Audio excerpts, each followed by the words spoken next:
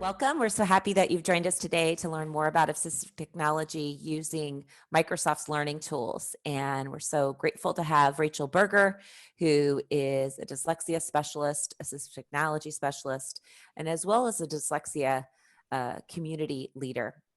But before we get started and jump into Rachel's great webinar, I've got a few housekeeping items for everybody on. Just wanted to let you know who I am. I'm Melissa Lazaro. I work with Lexplore. And if you're not familiar with what we do a rapid reading assessment. So in about 3 minutes, we can determine a child's reading ability. And the way that we can do that is that we leverage AI and eye tracking technology. One really cool thing about Lexplore is that we can now get a silent reading fluency score on a student because of the power of eye tracking. So one thing I did want to let you all know is that we have disabled the chat and muted everybody just so that we can have some clear audio. And any questions that you have, you can go ahead and put in the Q&A, and I'll be answering those as we go along. And if there's anything that the audience that we should maybe do orally at the end, we'll go ahead and take care of those questions at the end. This is a 30-minute webinar, so we'll save a few of those minutes for Q&A at the end. And I know Rachel's got some great resources and links that we'll be passing on to you. And so with the recording email, with that recording link, we'll also be sharing some of those resources with you. Okay, so Rachel, go ahead and take it away. Thanks, Melissa, and thanks everyone for joining us today. So as Melissa said, I'm the Learning Disability Assistive Tech Specialist at Microsoft Education. And as mentioned, I do wear a couple of hats. I'm also the executive director of a Minneapolis-based nonprofit that focuses on dyslexia, specifically raising awareness around it, providing education to teachers, and also supporting students who struggle with it. And last but not least, I'm also the parent of 3 sons, 2 of which have learning disabilities, including dyslexia. So just want to share with you, we've got for anyone who likes to tweet, here's my Twitter handle. You can connect with me on Twitter that way, or if you want to have my email address, if there's anything that you're experiencing difficulty with, or even if you have a positive experience utilizing the tools that we're sharing today, I want to hear from you. So please feel free to reach out. Okay, so I'm going to go ahead and disable my camera so that we can go ahead and get into the presentation. And as Melissa said, I am going to take questions at the end, but don't let that hesitate you. When a question comes up, please feel free to put it into the chat window so that it'll be in queue for the time that we have available at the end to take questions. Okay, let's go ahead and get started. Okay, so I'm going to give you guys just a little bit of a backdrop before we go ahead and get straight into the demo. And so I like to start out with a slide that has a lot of meaning to me as an individual who struggles with learning disabilities, but also as a parent of children who struggle. And this image is something that many of you have likely seen before. It's on equality versus equity. And you've got these students who are trying to view a baseball game over a fence. And the reason this has a lot of meaning for me is I spent a lot of my educational years like the student here who's unable to see over the fence entirely. And there's a common misconception out there that equity and equality mean the same thing and that they can be used interchangeably, especially when talking about education. But the truth is, even though they're similar, they don't mean the same thing and they shouldn't be used interchangeably. The difference between them is crucial, especially when talking about students who learn differently. And so I'm going to show you how with some of the learning tools Microsoft has developed, we can provide students with equitable access to their curriculum, which helps them to engage in their learning environment in a more positive way. It helps them to be part of that community. It helps them to personalize their learning experience and also helps them to gain an independence, which is something that we all want for students. And then speaking about assistive technology, from a global standpoint, about 1 billion people require some level of assistive technology. Assistive tech benefits everyone.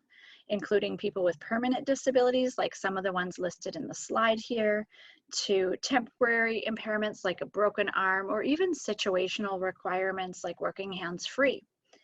Disabilities come in many different forms, both visible and invisible. Although the ones that are invisible, it doesn't mean, just because you can't see them, it doesn't mean that they're no less prevalent. And so today's segment is going to focus on writing, which occurs more under these invisible learning disabilities in line with dyslexia or dysgraphia. But you don't have to have a learning difference to access these tools. And that's the best part about it, is when things are designed in an inclusive manner, they actually serve people of all abilities. And then just one more slide here before we go ahead and get into the demonstration. And this is important because Microsoft has a global hackathon every year. And this is something where anyone in the company can work with anyone they like on any technology they like for 1 week out of every year. So essentially that's like getting playtime. And as you can imagine, when people who are super great with technology get together and play, good things come to be. And so back in 2015, as you guys learned previously in one of my webinars with Lexplore, OneNote was created in Immersive Reader. And so again, once those things were created, there was also a focus onto additional tools. And so that's where we're going to explore some of the writing tools. So let's go ahead and take a look at an example, and we're going to then go into Word Desktop. So here's an example of a writing assignment, and it's actually one of my son's writing assignments when he was in 7th grade. And the assignment was to write a 1-page story. So the example on the left, he did complete that assignment. Although because he's both dyslexic and dysgraphic, the manual task of writing is so difficult that the more time he spends doesn't necessarily result in a better outcome. And so you can see that this is a really arduous task. It took him 50 minutes, as in 50, and wasn't at all representative of what his thinking was and his intelligence level or subject matter mastery. So when I empowered him with dictation, on the right here, this example took him 12 minutes start to finish, including editing. And obviously it's legible and we can read it, but you'll see that it is very rich in text and content.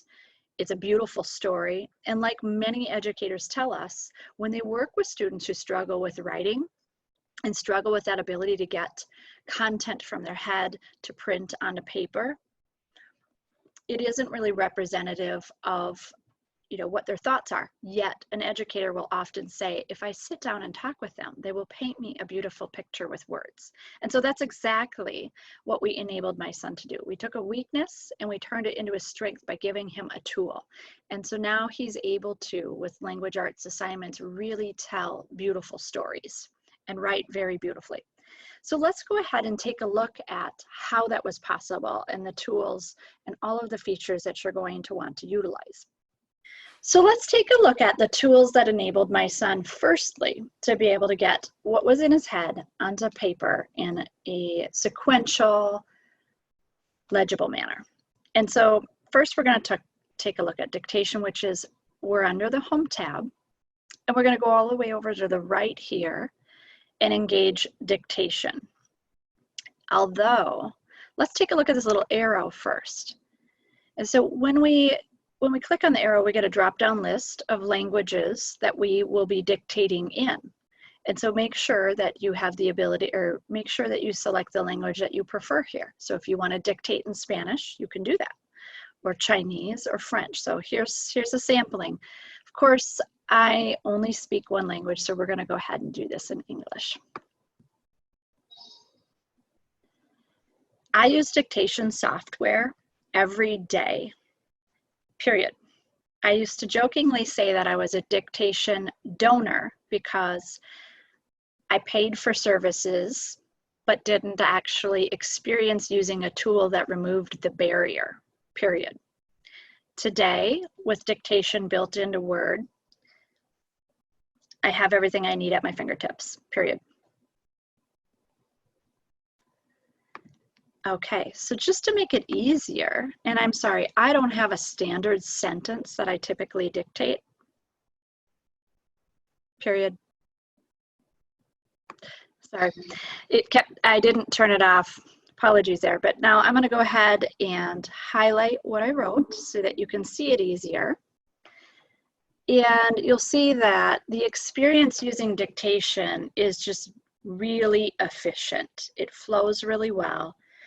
I was telling you the truth when I said that I used to use software and jokingly say that I donated, because the amount of time spent training things, but then to have them not effectively work didn't really remove the barriers that I experienced. And so here you can see again that it just really quickly and easily picked up what I was saying and even underlined a mistake here. So dictation was the first thing. And then if we go under the review tab here, we also have read aloud. And what that does is enables the student to toggle between both dictation and then having it read back aloud to them so that any errors or any needs of adding more text or content can be picked up. So let's see what that sounds like. Okay, so just to make it easier, and I'm sorry I don't have Doesn't kind of my sentence all flowed together there. So you'll hear that it's reading aloud, and that's just what this tool is. It's read aloud. It is not the Immersive Reader experience. So if a user wanted to have the Immersive Reader experience, they're going to go under the View tab just like they would in every other area for Immersive Reader. So View Immersive Reader. Again, this Review tab and Read Aloud is simply enabling the user to use dictation and toggle between that and read aloud to ensure that they've got everything in the way that they want it. So the next thing I want to show you, and I'm just going to go ahead and get rid of this dictated sentence. Next thing I want to show you is editor. So editor is built into Word and again enables, along with dictation and read aloud, the user to more effectively and independently create that content. So if we're under the Review tab, we can go over to the left and find Editor. And I'm also told that certain devices, you'll want to be under the Home device, and it might be, or I'm sorry, the Home tab, and it might be all the way over to the right here. So either way, you're looking for Editor, and when you click on that, it's going to pop up a pane on your right-hand side, and then you have the ability to walk through your entire document. So let's take a look at that. Let's start out with spelling. And we have different spelling errors here that are picking up. The first is principal. And so previously, if you're a student who struggles with spelling, to get a drop-down list of potential spellings isn't really very helpful because it doesn't help you to disambiguate between which version of the word did you actually mean. Now, Microsoft updated their spell checker recently, and so now we have context cues built in here, or context, that enable you to help determine which word you did mean. And if you're fatiguing at this point, you can click on this arrow and have it read aloud. principle similar to code, source, rule. Okay. So we could select which one we meant, and then our document, our editor, will continue to walk us right through the document, picking up each thing that we need. If we wanted to change out here, exit out, we'll click this arrow, and then we could maybe go to our grammar. And in this case, we've got affect versus effect. And again, a little bit of context to help us determine what we meant. But if we wanted a little more information, whenever editor's picking up something, we can click this arrow and get a little bit more information as to why things were picked up. So again, toggling between different things to enable correction. Let's see what we get here. So that it's more effective for an individual to do this in an independent manner, which going into a school year where we're going to be doing both remote or both in-person and distance learning, this is really effective for students. And there's one more feature I want to show you built in that also helps with writing, and this is called word prediction. So you'll notice I moved my cursor, and I'm going to start typing. And now you see that word prediction is popping up. And so this is really useful for students who are in grade school or middle school who are just learning to write and need a little bit more help finding words. And how you would enable word prediction is to go into your settings. So I'm going to go over here to my settings.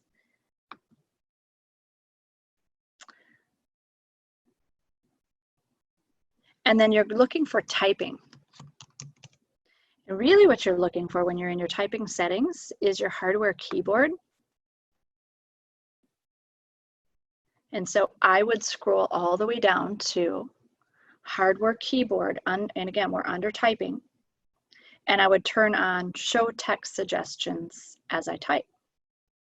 Okay, and so that's what enables word prediction. And then let's take a look at one last thing here before we exit Word. And under our review tab, we have Translator. And so that's really important when working with all types of students or individuals. So imagine you're trying to help parents who are part of an IEP or 504 and maybe non-native speakers, and you want to help them bring their voice to the table. You might use Translator with a Word document to change the language so that they can be a part of the parent-teacher communication. And so here's what happens. When you click Translator, you get a drop-down list. You can choose your languages. We have anywhere up to 65 different languages. And then it just translates with the button. And then remember that individual is able to then utilize the Read Aloud feature under Review tab or Immersive Reader under the View tab. So, whatever the reason that you might want to translate something, it's there, it's built in, and something that's really amazing to use. So that is, in a nutshell, the writing capabilities built into Word, but I also want to share with you one more thing in our PowerPoint that I think might be really helpful to you during this school year. And so let's go ahead back into PowerPoint.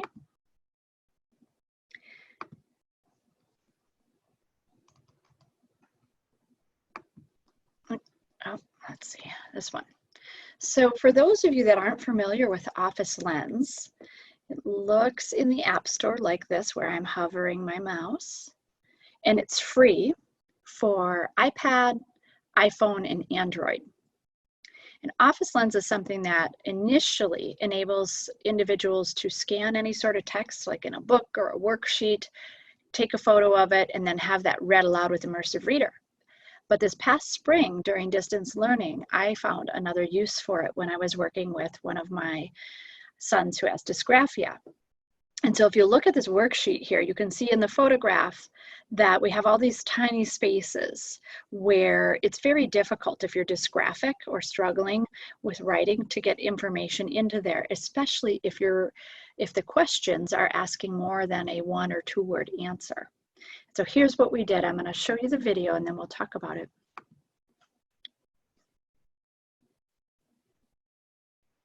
We're snapping a photo of the worksheet. Then we're getting a text box under this T for text box.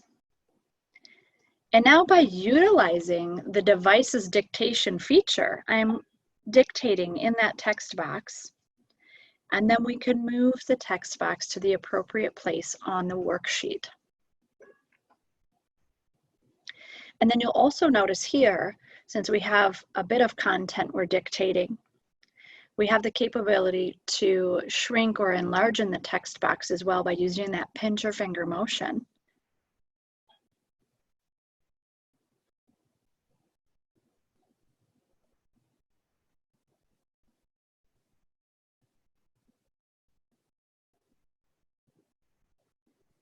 And then what's really amazing is you can just simply email it to the educator. So I like to say that we saved a couple of lives here.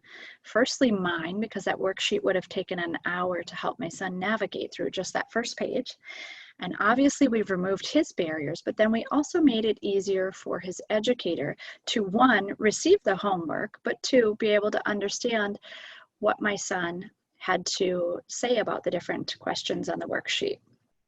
So that is Office Lens when you can utilize it with worksheets. And I'm not sure where we'll be with that this fall, but I would think that this would be a really good tool to utilize again in place of writing assistance. Okay, so I have a couple more things to cover with you guys before we get to our questions. And so let's take a look at, this is again how you get word prediction up. Again, going into the typing settings, under hardware keyboard, we're turning text suggestions on. This is what we call our short, sweet, interactive guides. These are click-through guides that anyone can take from the comfort of their own home, and they are self-paced. So you would essentially, they're broken down into reading, writing, math, and communication, and essentially you can become a master at all of these different tools by taking these interactive guides. And I will be sure to provide Melissa with all of the links for what I'm sharing with you today so that you have access to going and getting those. In fact, as soon as we do Q&A, I'll put them into the chat window. Next up, I want to make sure that you guys are aware of our special education accessibility resources for remote learning. And this is at our Microsoft Educator community. But anything you could be looking for to support students who learn differently will be under this website. And then I want to end before our Q&A with a quote from Marlee Matlin, who was participating in a talk at Microsoft. She said, "No one should have to ask for access, it should just be there." And I couldn't agree with her more. I would also go on to say that access shouldn't be something that's a members only club for those who can pay. And with the tools that Microsoft's developing, we are ensuring that everybody has access.